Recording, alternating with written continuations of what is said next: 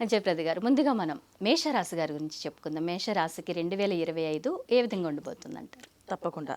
So, మేషరాశి మనం తీసుకుంటే ఈ మాసంలో మేషరాశి వాళ్ళకి చాలా యోగ్యంగా బాగుంది. ఎందుకంటే మొన్నటిదాకా వాళ్ళకి శని భగవానుడు కాస్త వక్రించడం వల్ల కొన్ని పనులు అంటే చాలామంది ప్రభుత్వ రంగాల్లో పనిచేసే వాళ్ళకి కాస్త ఇబ్బందులు, కాస్త గడ్డు కాలం, కాస్త ఎటువంటి గడ్డు కాలం అంటే ఉద్యోగాలు పోయే పరిస్థితి, ఉద్యోగాల మీద పై అధికారితో వీళ్ళకి కాస్త ఏదో చిన్న గొడవ వచ్చి ఆయన వీళ్ళని చాలా ఇబ్బంది పెట్టే పరిస్థితి, ఇవన్నీ నడుస్తున్నాయి. అంటే కోర్టు సంబంధించిన విషయాలు ఉంటాయి, కోర్టు వ్యవహారాలకు సంబంధించిన గొడవలు ఇవన్నీ నడుస్తుంటాయి. ఎప్పుడైతే శని భగవానుడు మళ్ళీ తిరుగమనంలోకి లాభస్థానంలో మేషరాశికి వచ్చారో అక్కడి నుంచి వీళ్ళకి అన్ని పనులు చాలా ఫాస్ట్గా జరుగుతున్నాయి.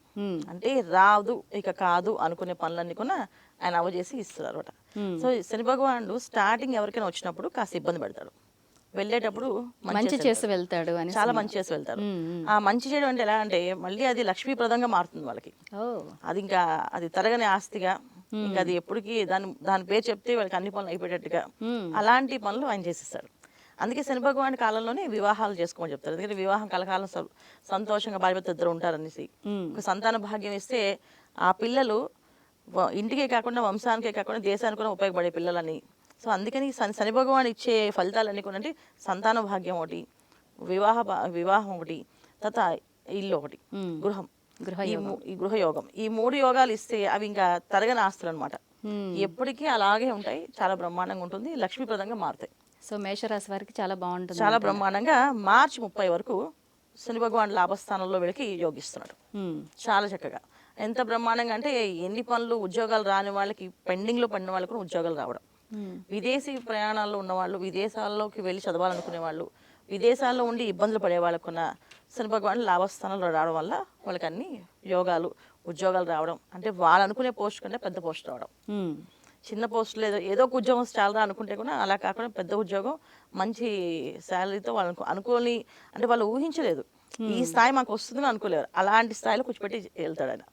సో ఇలాగ మేషరాశి వాళ్ళకి మార్చి 30 వరకు బాగుంది. తర్వాత మే నుంచి కాస్తంత స్లోగా కాస్త మిశ్రమ ఫలితాలు.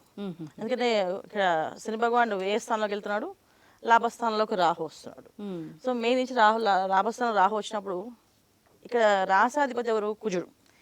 కుజుడుకు ఉండే స్వభావం జనరల్గా ఏంటంటే మేషరాశి వాళ్ళకి ఆ క్షణం ఆ పని అయిపోవాలనుకుంటారు, ఆలోచన అనేది తక్కువ అయిపోతుంది, తొందరపాటు ఎక్కువ నిర్ణయాలు తీసుకుంటారు. ఎందుకంటే ఇక్కడ లాభస్థానంలో రాహు, కుజ రాహువులు కలిస్తే ఏంటంటే సో గాలికి అగ్ని తోడైతే ఏమవుతుంది, ఫుల్గా ఎక్కువ మండుతుంది.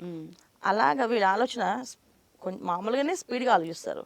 దాంతో రాహు యాడ్ అయినప్పుడు కాస్తంత కొన్ని విషయాల్లో విచక్షణ కోల్పోయడం కానీ, కాస్త తొందరపాటు నిర్ణయాల వల్ల వాళ్ళు జీవితంలో కాస్త ఇబ్బందులు పడడం కానీ ఇలాంటివి జరిగే అవకాశం ఉంది. కాస్తంత అహంకారాన్ని ఇచ్చేస్తాడు ఆయన రాహు. మనకే తెలియదు ఆ విషయం. అంటే మాట్లాడేటప్పుడు వాళ్ళు మాట్లాడుతున్నప్పుడు ఎదుటి వాళ్ళు అనుకుంటారు ఇంత అహంకారంగా మాట్లాడుతానేంటి వీళ్ళు అనేసి.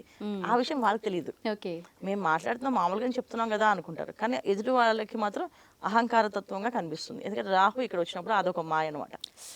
సో ఈ విషయాల నుంచి మనకు కొంచెం మాట్లాడుతున్నప్పుడు, కొంచెం ఆలోచించినప్పుడు, పెద్దవాళ్ళతో మాట్లాడినప్పుడు ఇంకాస్త డౌన్ అయ్యి మాట్లాడడం కానీ, కాస్త ఆలోచించి మాట్లాడడం కానీ చేస్తే మేషరాశి వాళ్ళు మంచి ఫలితాలు ఉంటాయి. లేకపోతే కాస్తంత ఇబ్బందులు.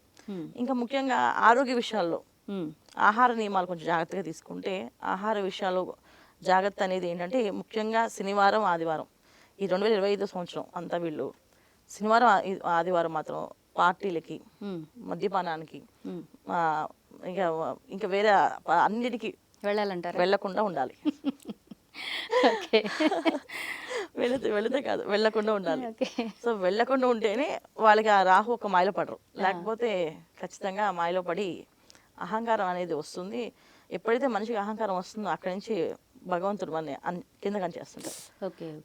ప్రతి విషయంలో మనం విన్నాం కదా, ప్రతి అవతారం ఎందుకు వచ్చింది, ఆ తపస్సు చేసి వాళ్ళ అహంకారం వచ్చిన తర్వాతే కదా వాళ్ళని సంహరించడానికి అవతారం వచ్చింది. అలాంటి ఇబ్బందులు మేషరాశి వాళ్ళకు ఉంటుంది కనుక సో వీళ్ళు చేసేటప్పుడు శనివారం, ఆదివారం నిష్ఠగా ఉంటాము. ఏ పని అంటే ఆ పని కాకుండా మంచి దైవ కార్యక్రమాలు, సేవాతత్వాల్లో ఉంటే గురువు యొక్క అనుగ్రహం కలుగుతుంది. సో గురుబలం జాతకంలో ఉంటే బ్రహ్మాండంగా కలిసి వస్తుంది వీళ్ళకి. మేషరాశి వాళ్ళు ఈ సంవత్సరం అంతా ఏంటంటే అనగా అష్టమి వ్రతం అనేది వస్తుంది. అష్టమి రోజు వ్రతం అనేసి ఉంటుంది దత్తాత్రేయ స్వామి ప్రతి నెల. ఆ బహుళాష్టమి ఆ రోజు ఈ వ్రతం చేసుకుంటుంటారు. సో అది వినడం కానీ వెళ్ళడం కానీ చేస్తూ ఉంటాం. దత్తక్షేత్రాలకి దర్శించుకోవడం. సో క్షేత్రాలు ఎక్కడెక్కడ ఉన్నాయంటే మనకి గానగాపురం ఉంది, తర్వాత శ్రీపాద వల్లభది పిఠాపురం ఉంది. ఇలా చేసుకుంటూ వెళ్తే క్షేత్రాలు చాలా ఉన్నాయి. ఇలా ఏదో ఒక క్షేత్రానికి వెళ్ళి నిద్ర చేసి రావడం. ఓకే. ముఖ్యంగా వ్యాపారస్తులు, వ్యాపారంలో అభివృద్ధి కావాలనుకునే వాళ్ళు ఖచ్చితంగా క్షేత్రాన్ని దర్శనం చేసుకుని వెళ్తూ ఉంటే మంచి ఫలితాలు అనిపిస్తారు.